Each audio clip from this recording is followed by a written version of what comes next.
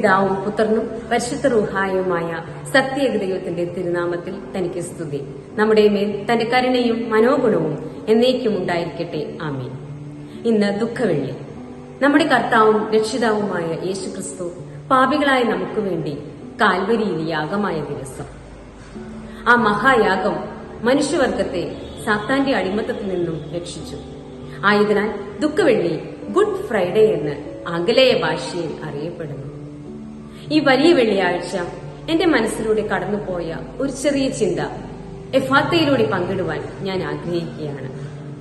പഴയ നിയമത്തിൽ വിശ്വാസികളുടെ പിതാവായ അബ്രാഹാമിനെ ദൈവം പരീക്ഷിക്കുന്നത് നമുക്കറിയാം. കാത്തിരുന്ന് ദൈവം നൽകിയ മകൻ ഇസഹാക്കിനെ യാഗമായി അർപ്പിക്കുവാൻ ദൈവം അബ്രാഹാമിനോട് ആവശ്യപ്പെടുന്നു. വിശ്വാസധീരനായ അബ്രാഹാം പതറാതെ അതിനായി തയ്യാറെടുക്കുന്നു. യാഗമർപ്പിക്കുവാൻ തന്റെ മകനുമായി മലയിലേക്ക് പോകുന്നു. വഴിമധ്യേ ആ പ്രിയ മകൻ തന്റെ പിതാവിനോട് ഇങ്ങനെ ചോദിക്കുന്നു, അപ്പ, വിറകും തീയുമുണ്ട്, യാഗമൃഗം എവിടെ? അതിന് മറുപടിയായി ആ പിതാവ് ഇങ്ങനെ പറയുന്നു, യഹോവയീരേ, ദൈവം കരുതിക്കൊള്ളും.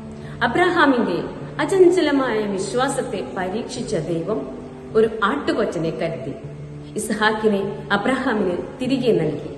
അതെ, നമ്മുടെ ദൈവം കരുതുന്ന ദൈവമാണ്. പ്രിയപ്പെട്ടവരെ, ഇനി എന്റെ സംശയം പങ്കുവയ്ക്കട്ടെ. പിതാവായ ദൈവം സുപുത്രനെ യേശുവിനെ എന്തുകൊണ്ട് യാഗമാകുവാൻ വിട്ടുകൊടുത്തു? പുത്രൻ ചോദിക്കുന്നുണ്ട്, പിതാവേ, കഴിയുമെങ്കിൽ ഈ പാനപാത്രം എന്നിൽ നിന്നും നീക്കണമേ. മറുപടി ലഭിച്ചില്ല. ഒടുവിൽ പുത്രൻ ഇങ്ങനെ പറയുന്നു, അവിടുത്തെ ഇഷ്ടം നിറവേറട്ടെ. പ്രിയമുള്ളവരെ, മനുഷ്യവർഗത്തിന്റെ രക്ഷയ്ക്കും വീണ്ടെടുപ്പിനുമായി സുപുത്രനെ യാഗമായി നൽകുവാൻ തക്കവണ്ണം ദൈവം ലോകത്തെ അധികമായി സ്നേഹിച്ചു. മനുഷ്യവർഗത്തോടുള്ള സ്നേഹവും കരുതലുമാണ് പരമയാഗത്തിലൂടെ കാൽവറിയിൽ നിറവേറിയത്. ലോകത്തിന്റെ പാപത്തെ വഹിച്ച ദൈവത്തിന്റെ കുഞ്ഞാട് മൂന്നാം നാൾ ഉയർത്തെഴുന്നേറ്റ് പിതാവിന്റെ സന്നിധിയിൽ നമുക്കായി സ്ഥലമൊരുക്കി കാത്തിരിക്കുന്നു. നാം പാപികളാണ്. വലിയ നോമ്പിലൂടെ പാപചിന്തകളെ വെടിഞ്ഞ് വിശുദ്ധ കുമ്പസാരം നടത്തി കർത്താവിന്റെ തിരുശരീര രക്തങ്ങൾ അനുഭവിച്ചവരാണ്. യേശുവിനെ പിൻപറ്റുവാൻ ശ്രമിക്കുമ്പോൾ ഒട്ടേറെ സഹനങ്ങൾ നമ്മുടെ ജീവിതത്തിലും ഉണ്ടാകാം. അപ്പോഴെല്ലാം തളരാതെ, നിരാശരാകാതെ യേശുവിനെ ചേർത്ത് പിടിക്കുമ്പോൾ കർത്താവ് നമ്മെയും കരുതും. കാൽവരിയിലെ സ്നേഹം നമ്മുടെ ജീവിതത്തിലും പകർത്താം. നമുക്ക് പരസ്പരം സ്നേഹിക്കാം, ക്ഷമിക്കാം.